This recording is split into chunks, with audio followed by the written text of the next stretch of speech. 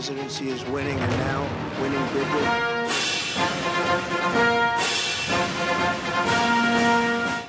तो दोस्तों, cease fire का ऐलान हुआ जिसकी वजह से आपको थोड़ी राहत मिली। लेकिन ये राहत क्या वाकई में आपकी जेब के लिए राहत है, ये समझना जरूरी है, क्योंकि इस जंग की वजह से कई चीजें महंगी हुई हैं, लेकिन कुछ चीजें ऐसी हैं जो कि आपदा में अवसर की तरह सामने निकल कर आई हैं। लेकिन अगर जो भी कुछ महंगा हुआ है वो कितने वक्त के लिए है, तुरंत क्या सस्ता होगा, कब तक कौन सी चीज महंगी रहने वाली है, ये समझने की जरूरत है। क्योंकि मैंने जब अपना बजट बनाना शुरू किया आने वाले दिनों के लिए, क्योंकि युद्ध के बाद आपको अपनी जेब का बजट तैयार करना जरूरी है, जब मैंने अपना बजट बनाया तो मुझे लगा कौन कौन सी चीजें महंगी हैं, सस्ती हैं, क्या होने वाला है, ये मैं आपके साथ साझा करूं। इसीलिए आज तीसरी आंख में युद्ध की वजह से आपकी जेब पर कौन सी मार कब तक पड़ने वाली है, उसी की चर्चा करेंगे, उसी की पूरी जानकारी देंगे। शो देखिए और समझिए कि आज आपकी जेब पर कितना असर पड़ सकता है। कहीं ऐसा ना हो कि कोई युद्ध के नाम पर बेवजह आपको ठग ले।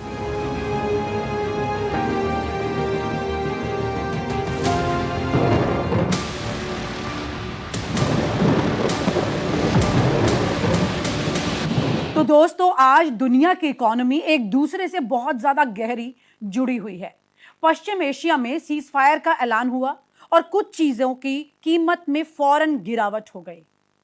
लेकिन पिछले कुछ दिनों में हुए भीषण हमलों ने मिडिल ईस्ट की रीढ़ की हड्डी यानी एनर्जी सेक्टर को बुरी तरह से तोड़कर रख दिया है, जिसके वापस पटरी पर लौटने में काफी वक्त लग सकता है।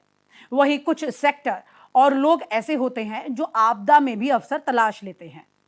जैसे कोरोना के दौर में एआई ने लंबी छलांग लगाई थी, उसी तरह पश्चिम एशिया की हालिया जंग में कुछ नए रास्ते भी खुल गए हैं। आपको बताते हैं 40 दिन की ये जंग जिंदगी को किस तरह से बदल चुकी है। तो अमेरिका, इजराइल और ईरान के बीच चल रहा युद्ध अपनी जगह था, मगर मुश्किल तो तब हुई जब ईरान ने हॉर्मुज ब्लॉक कर दिया, यानी वो समुद्री रास्ता जहां से तेल, गैस समेत दूसरे सामान को लेकर जहाज आते जाते रहते हैं।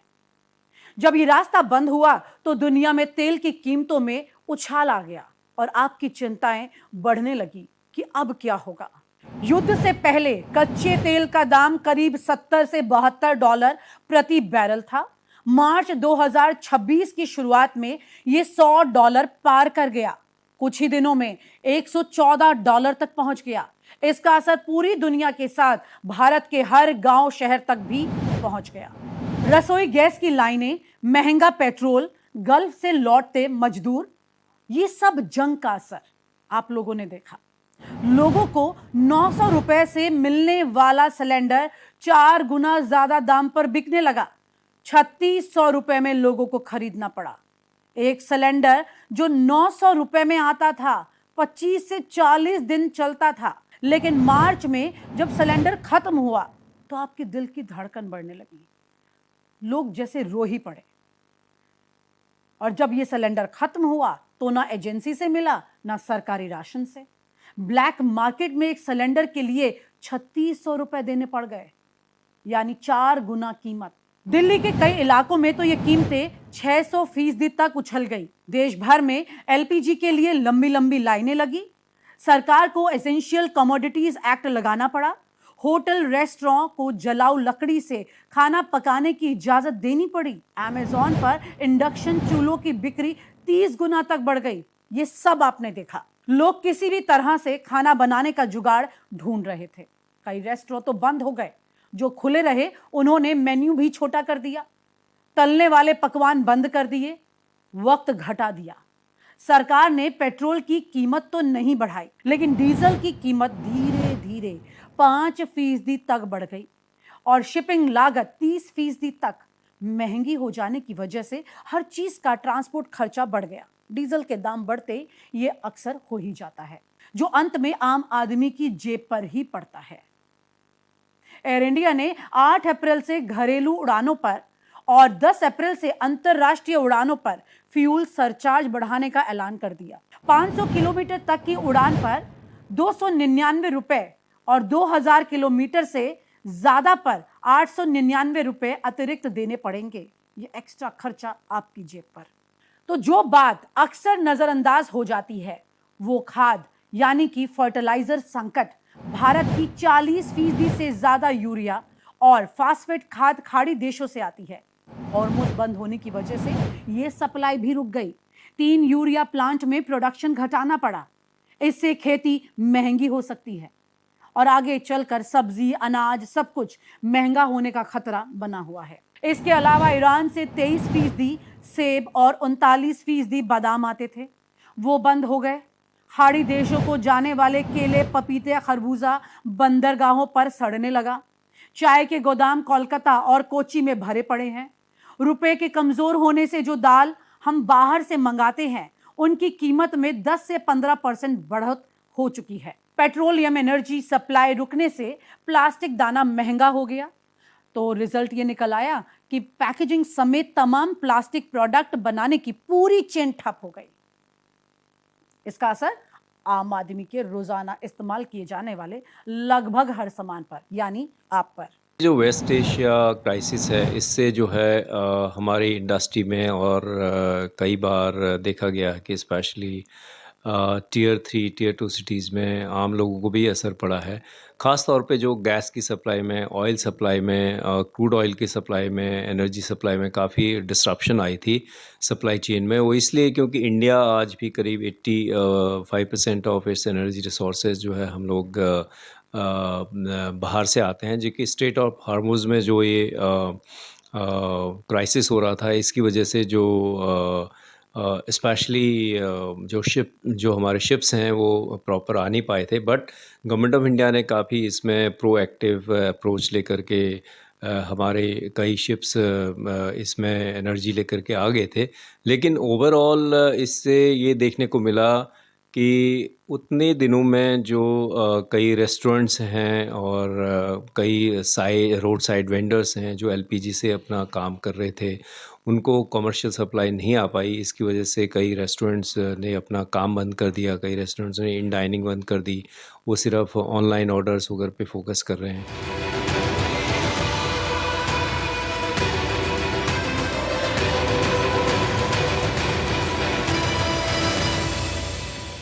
जो वहाँ पे कोई कॉन्ट्रैक्ट पे हैं उनकी जॉब वगैरह चली गई। और हमने ऑफ लेट ये देखा कई लोग जो बाहर से यहाँ पे आए हैं, जो कॉन्ट्रैक्ट लेबर काम करते हैं और फैक्ट्रीज़ में काम करते हैं, उनको गैस ना सप्लाई होने की वजह से वो कुछ लोग यहाँ से बाहर भी अपने घर भी गांव वापस चले गए थे। लेकिन जो अभी ये 2 हफ्ते की सीज़ फायर हुई है इससे काफ़ी राहत मिली है और हमारे जो सप्लाई चेन को दोबारा शुरू हो गई है। और अभी गवर्नमेंट ने भी जो मार्च में प्री लेवल पे जो गैस की सप्लाई है, कमर्शियल गैस सप्लाई 90% वो उसमें आ जाएगी। इसलिए अब हमें नहीं लगता कि कोई भी इसमें दिक्कत इस टाइम है। और आगे हमें उम्मीद है कि अगर इसमें डिप्लोमेटिक चैनल के थ्रू अगर डायलॉग शुरू होगा यूएस और ईरान के बीच, हमें उम्मीद है कि इससे ओवरऑल सप्लाई भी धीरे धीरे स्मूथ और नॉर्मल हो जाएगी।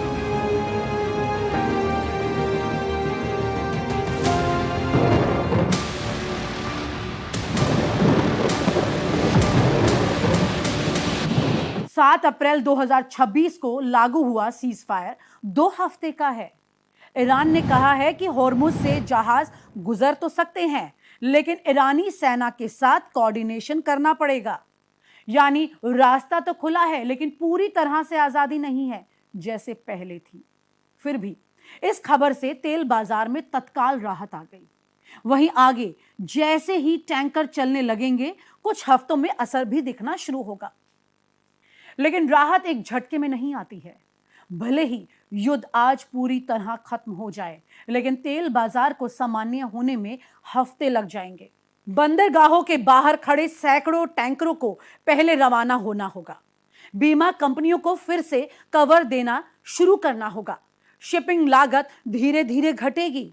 एलपीजी के लिए तो ये और भी धीमा होगा। गोदामों को भरने में समय लगेगा। सप्लाई चेन को पटरी पर आने में वक्त लगेगा। जहां तक पेट्रोल और डीजल का सवाल है, अगर कच्चे तेल की कीमत 80 से $85 प्रति बैरल के आसपास आ गई तो सरकार थोड़ी राहत और दे सकती है आपको। लेकिन इस बात पर निर्भर करेगा कि सीज फायर टिकता है या नहीं, यानी 2 हफ्ते बाद शांति बहाल होती है या नहीं, या वापस वही गियर लग जाता है। अगर सीज फायर बढ़ता है तो आपकी भी शांति यानी आपका पैसा भी बचेगा। हम भी यही उम्मीद कर रहे हैं कि ये जंग जो है रुक जाए। लेकिन अगर जंग नहीं रुकी तो हमने ऑलरेडी देखा कि किस तरीके से ऑयल प्राइसेस बढ़ गए हैं। हमने देखा कि जब जंग शुरू होने से पहले जो ऑयल प्राइसेस थे करीब $62-63 पर बैरल थे, लेकिन जब ये लड़ाई शुरू हुई तो उसमें करीब $117-120 तक चले गए थे और काफ़ी इसमें जंप आ गया। करीब 70-75% जो है एनर्जी प्राइसेस बढ़ गए थे, जिससे जो हर किसी के लिए इसको मैनेज करना बहुत मुश्किल है। बट इंडियन गवर्नमेंट ने जिस तरीके से एक प्रोएक्टिव रोल लेकर के डिप्लोमेटिक चैनल से और वार्तालाप करके अपने शिप्स वहाँ से स्ट्रेट ऑफ हार्मोज से उनको लाए, जिससे कि ये प्रॉब्लम उस लेवल तक नहीं बढ़ी जिस लेवल तक हम उम्मीद कर रहे थे। लेकिन हमें उम्मीद है कि जो सीज़ फायर है अगर ये कंटिन्यू रही, उसके बाद अगर ये लड़ाई ख़त्म हुई तो फिर चीज़ें नॉर्मल आ जाएंगी।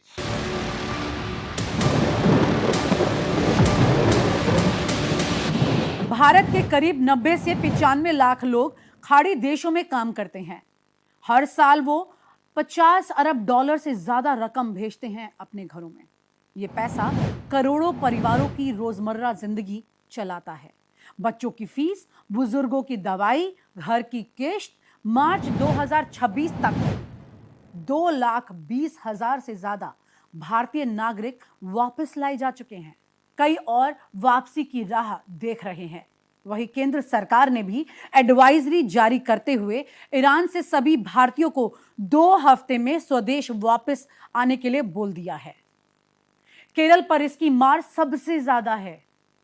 राज्य की अर्थव्यवस्था बड़े पैमाने पर खाड़ी से आने वाले पैसों पर टिकी है।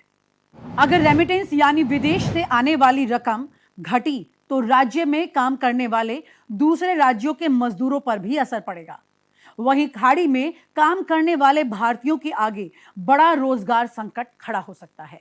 संयुक्त राष्ट्र यानी यूएन के रिपोर्ट के मुताबिक युद्ध से खाड़ी देशों को करीब $200 अरब की आर्थिक चोट पहुंच सकती है। इसका असर आम लोगों पर भी पड़ेगा।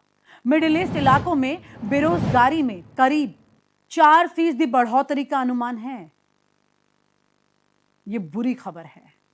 इससे करीब 36 लाख लोगों की नौकरियों पर खतरे के बादल मंडरा रहे हैं, जो करीब 40 लाख लोगों को गरीबी रेखा के नीचे ला सकते हैं। भारतीय विदेश मंत्रालय के मुताबिक मिडिल ईस्ट और खाड़ी देशों में 90 से 95 लाख भारतीय नागरिक रहते हैं, जो निर्माण, स्वास्थ्य सेवा और वित्त जैसे अहम सेक्टर में काम करते हैं। भारतीय प्रवासियों यानी खास करके बिहार, यूपी के मजदूरों के लिए बड़े पैमाने पर वापसी का संकट पैदा हो चुका है। इस युद्ध संघर्ष ने आईटी सेक्टर में 5 लाख तक नौकरियों को प्रभावित कर दिया है। साथ ही 10,000 से ज्यादा भारतीय आईटी कंपनियां बंद होने का खतरा पहले ही मंडरा रहा है, भारत में भी खासकर ऑटोमोबाइल सेक्टर में। तो इस युद्ध की वजह से, सप्लाई चेन रुकने की वजह से हजारों लोग बेरोजगार हो चुके हैं। यहां गौर करने वाली बात यह है कि मिडिल ईस्ट और खाड़ी देशों में काम करने वाले प्रवासियों की वजह से भारत को सालाना लगभग 4 लाख करोड़ रुपए की रेमिटेंस यानी विदेशी मुद्रा मिलती है। ये भारत को मिलने वाली कुल विदेशी रकम का 38 से 40% हिस्सा है। ये रकम भारत के व्यापार घाटे को कम करने में बहुत बड़ा रोल प्ले करती है। लेकिन जंग की वजह से खाड़ी देशों में लेबर मार्केट पर बहुत भयानक असर पड़ा है, जिससे रेमिटेंस में अस्थिरता जबरदस्त आ गई है। फॉरेन डायरेक्ट इन्वेस्टमेंट भारत में जो इस टाइम जो है, भारत ही एक ऐसा देश है जो कि फास्टेस्ट ग्रोइंग इकोनॉमी है, सबसे तेज़ गति से चलने वाली इकोनॉमी है। तो इसमें डेफिनेटली जो हमारे गवर्नमेंट ने कई ऐसे कदम लिए हैं जो कि ईज ऑफ डूइंग बिजनेस में और रेगुलेटरी मैकेनिज्म को स्मूथ किया है। और भारत विश्व का सबसे बड़ा एक मार्केट है, तो इसमें हमें उम्मीद है कि जो फ़ॉरेन डायरेक्ट इन्वेस्टमेंट है वो कंटिन्यू रहेगी और डेफ़िनेटली जब इस टाइप की वॉर जैसी चीज़ होती है तो कुछ टाइम के लिए उसमें पॉज़ ज़रूर आता है, लेकिन लॉन्ग रन में जो हमारे मैक्रो इकोनॉमिक इंडिकेटर्स हैं, हमारा इन्फ्लेशन है वेल अंडर कंट्रोल है और हमारी जो अर्थव्यवस्था जिस हिसाब से चल रही है वो सारा बहुत अच्छा है। तो हमें उम्मीद है कि जो एफडीआई है भारत में जिस तरह से पहले आ रही थी उसी तरह से कंटिन्यू रहेगी, लेकिन वॉर का रुकना बहुत ज़रूरी है, ये सभी के हित में रहेगा।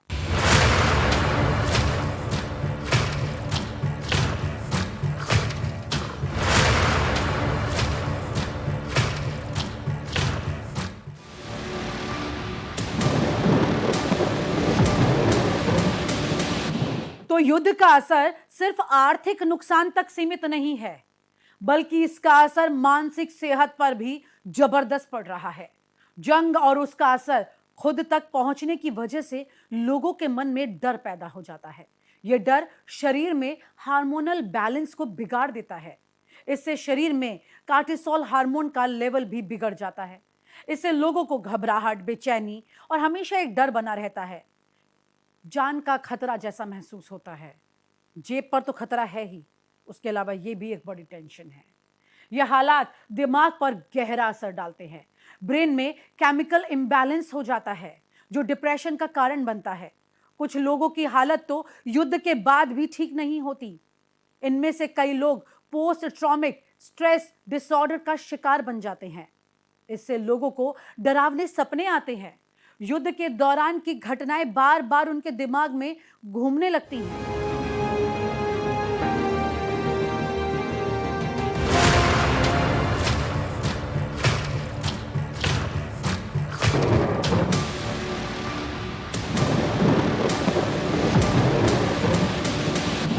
अमेरिका और ईरान के बीच भले ही फिलहाल सीज फायर हो गया हो, लेकिन इस टकराव ने भारत के लिए कई सवाल खड़े कर दिए हैं।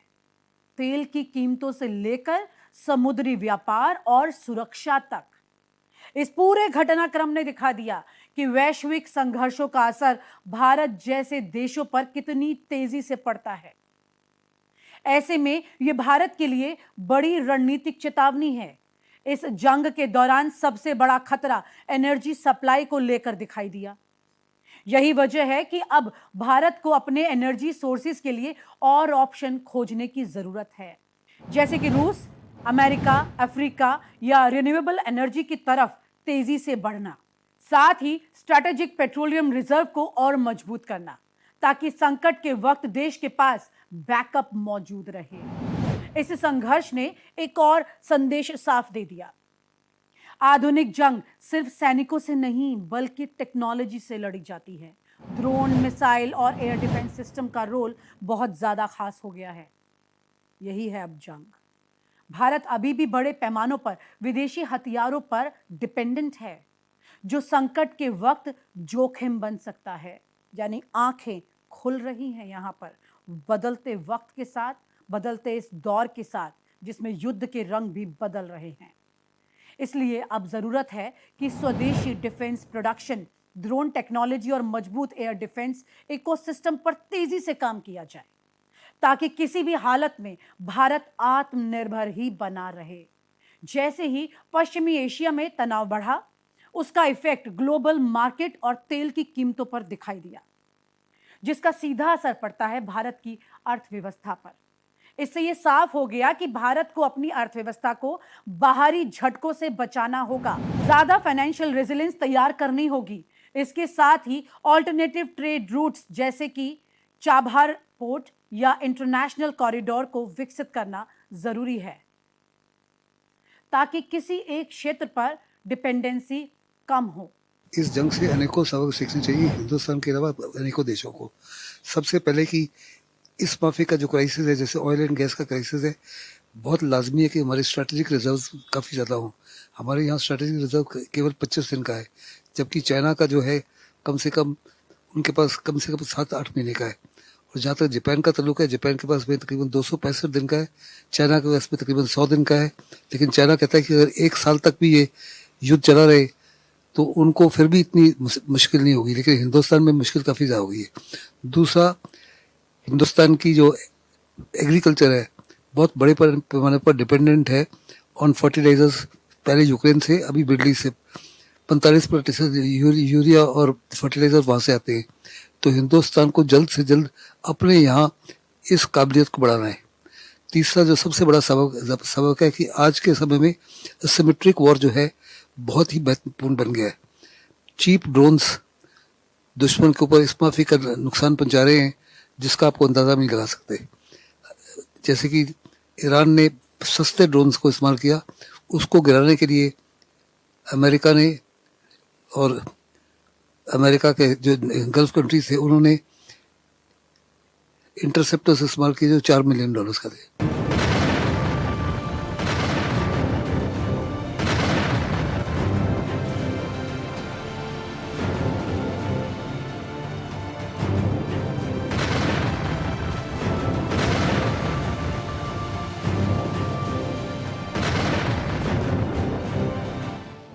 बहुत बड़े पैमाने पर अपने ड्रोन्स की काबिलियत बढ़ानी है, एंटी ड्रोन क्षमता बढ़ानी है, एयर डिफेंस को बहुत बड़े पैमाने पर करना है। क्योंकि इस लड़ाई में साफ तौर पे देखा गया है कि अगर आपका एयर डिफेंस कमज़ोर है तो आप बुरी तरह से पिछाड़े जा सकते हो। एयर डिफेंस को बड़ा स्ट्रॉन्ग करना है। फिर साथ ही साथ जो है सबसे बड़ा जो एक और है कि हिंदुस्तान को बहुत बड़े पैमाने पर अपने सोर्सेज जो हैं डाइवर्सिफाई करना चाहिए। जैसे कि आप देखो कि पहले हम 27 देशों से ऑयल एंड गैस लेते थे, अभी 41 देशों से लेते हैं। इसी माफिक जो बाकी क्रिटिकल चीज़ें हैं हमारे बहुत बड़े पैमाने पर हम हिंदुस्तान को सेमीकंडक्टर हब बनाना चाहते हैं in the next 5 years. Semiconductor hub बनाने के लिए आपको हीलियम जो है वो 45% आपका मिडल ईस्ट से आता है, और हीलियम जो है वो बहुत ही लाजमी है आपकी सेमीकंडक्टर इंडस्ट्री के लिए। तो आपकी सेमीकंडक्टर इंडस्ट्री थम जाएगी। फिर हमारे जो मेडिकल है, फार्मास्यूटिकल है, हिंदुस्तान दुनिया का सबसे बड़ा हब है आपका जेनरिक मेडिसिन का। ये मेडिसिन का भी रॉ मटेरियल 45% के करीब मिडिल से आता है। ऐसे में हिंदुस्तान का ये भी जो है बहुत बड़े पैमाने पर असर करेगा। ईरान अमेरिका के बीच सीज फायर भले ही अभी अस्थायी राहत लेकर आया है, लेकिन इसने भारत को यह तो समझा दिया कि आज की दुनिया में कोई भी देश पूरी तरह से सुरक्षित नहीं है। एनर्जी से लेकर रक्षा और कूटनीति तक हर मोर्चे पर तैयारी और संतुलन ही भविष्य की कुंजी है। यह सीज फायर सिर्फ जंग का अंत नहीं है, बल्कि भारत के लिए एक ऐसा संकेत है कि आने वाले समय में रणनीति को और मजबूत करना ही होगा। और यही होती है तीसरी आंख, जहां पर आप आगे की बात को देख सके और समझ सके। आपको याद दिला दे कि जंग की वजह से भारत में ऐतिहासिक महंगाई के 4 बड़े दौर आ चुके हैं। आपको बताते हैं उस दौर के बारे में, किस तरह की मुश्किलें तब हुई और सरकार ने कैसे उससे बचाव के लिए क्या क्या कदम उठाए।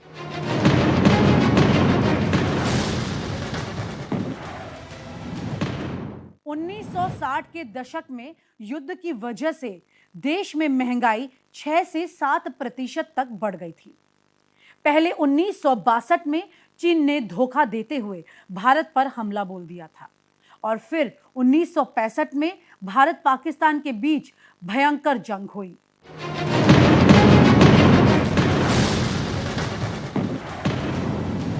इन युद्धों में सरकार का खर्च बहुत ज्यादा बढ़ गया था, विदेशी मुद्रा का भंडार कम हो गया था, और सूखे ने खेती को नुकसान भी पहुंचाया। तो रिजल्ट ये हुआ कि खाने पीने की चीजें जबरदस्त महंगी हो गई। गरीब और किसान सब परेशान थे। तब इंदिरा गांधी सरकार ने 1969 में 14 बड़े बैंकों का राष्ट्रीयकरण कर दिया। निजी बैंक पहले अमीर उद्योगपतियों को ही लोन देते थे, लेकिन फिर बैंक गरीबों को, किसानों को और गांवों तक पहुंचने लगे। इससे क्रेडिट बढ़ा और बाद में हरित क्रांति ने खेती को बहुत मजबूत किया। 1973 में मिडिल ईस्ट में जबरदस्त जंग हुई, जिसे पहला ऑयल शॉक कहा जाता है। ओपेक देशों ने तेल की सप्लाई रोक दी और कच्चे तेल की कीमत 300% तक बढ़ गई। भारत तेल पर बहुत निर्भर था, साथ में सूखा भी पड़ा। नतीजन 1974 में महंगाई 25% तक बढ़ गई। खाना पानी 50% महंगा हो गया, बिल्कुल दोगुना। आम आदमी की जेब खाली हो गई, लोग सड़कों पर उतर आए। इंदिरा गांधी सरकार ने 1974 में सख्त एंटी इन्फ्लेशन प्रोग्राम चलाया गया।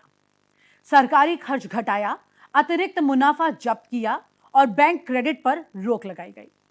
1975 में इमरजेंसी लगाई और 20 पॉइंट प्रोग्राम शुरू किया, जिसके तहत हड़ताल खत्म करवाई गई, ब्लैक मार्केट पर सख्ती की गई और प्रोडक्शन भी बढ़ाया गया। इन नीतियों के अंजाम में 1976 तक महंगाई नेगेटिव यानी -1.1% हो गई। यानी कीमत घटी, लेकिन इमरजेंसी के कारण राजनीतिक विरोध बहुत बढ़ गया और इसे आर्थिक राहत के साथ साथ विवादित भी माना गया। 1990 और 91 में गल्फ वॉर से तेल महंगा हो गया, सोवियत संघ टूट गया, भारत का विदेशी मुद्रा भंडार खत्म होने लगा, सोना गिरवी रखना पड़ा और महंगाई 13.9% से 16.7% तक पहुंच गई। अर्थव्यवस्था दिवालिया होने के कगार पर थी। तब नरसिम्हा राव सरकार ने जुलाई 1991 के बजट में क्रांतिकारी सुधार किए। रुपया 20% सस्ता यानी डीवैल्यू किया, लाइसेंस राज खत्म किया, विदेशी कंपनियों को भारत में निवेश की छूट दी और अर्थव्यवस्था को दुनिया के लिए खोल दिया। नतीजा ये रहा कि लंबे समय में महंगाई काबू में आई, निर्यात बढ़ा, विकास की रफ्तार तेज हुई और भारत आज की आर्थिक ताकत बना। उस वक्त से हालांकि शुरू में आम लोगों को महंगाई का झटका लगा था। 2008 की भी बात कर लेते हैं। 2008 की आर्थिक मंदी के साथ कच्चा तेल $147 प्रति बैरल तक पहुंच गया। भारत में पेट्रोल, डीजल, रसोई गैस महंगे हो गए। महंगाई 8% से बढ़कर 11 से 12% तक चली गई। आम आदमी की जेब पर सीधा बोझ पड़ा। सरकार ने जून 2008 में पेट्रोल 5 रुपए प्रति लीटर, डीजल 3 रुपए प्रति लीटर और एलपीजी 50 रुपए प्रति सिलेंडर महंगा कर दिया था। कस्टम ड्यूटी घटाई, सब्सिडी दी गई और ऑयल बॉन्ड जारी किए गए। आरबीआई ने ब्याज दरें बढ़ाई। हालांकि ये कोशिशें एक हद तक ही असर कर पाई और आम आदमी में काफी विरोध बढ़ गया। हालांकि 2014 के बाद से आर्थिक मंदी के साथ इन्फ्लेशन का लेवल नीचे था और जीएसटी जैसे उपायों को लागू किया गया। साल 2020 में कोरोना महामारी के बीच महंगाई दर 6.6% हो गई। इसके बाद कई बार महंगाई की दर से उतार चढ़ाव सब देखे गए और मौजूदा हालात आपके सामने हैं।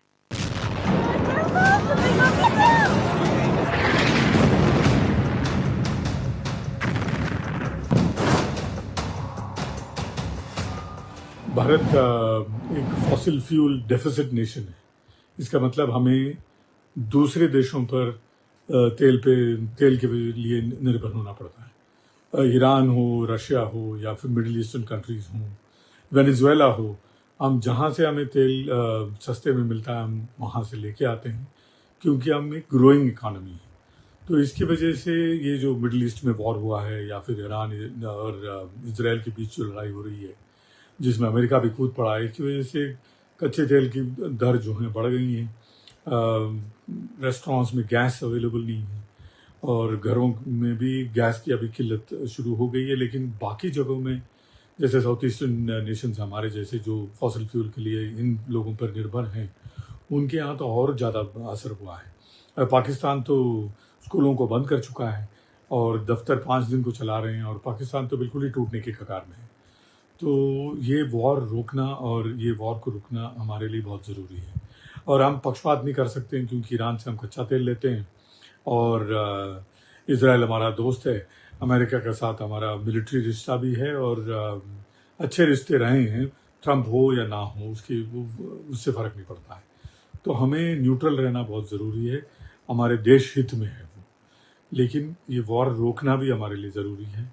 और संयुक्त राष्ट्र तो आप देख ही रहे हैं कि कोई काम कर नहीं पा रहा है बिल्कुल। टूथलेस टाइगर हो चुका है। तो देखते हैं आगे जाकर के ये जो सीज़ फायर कहाँ तक कामयाब रहता है और सीज़ फायर क्या पीस लाएगा कि नहीं इस क्षेत्र में, वो समय बताएगा।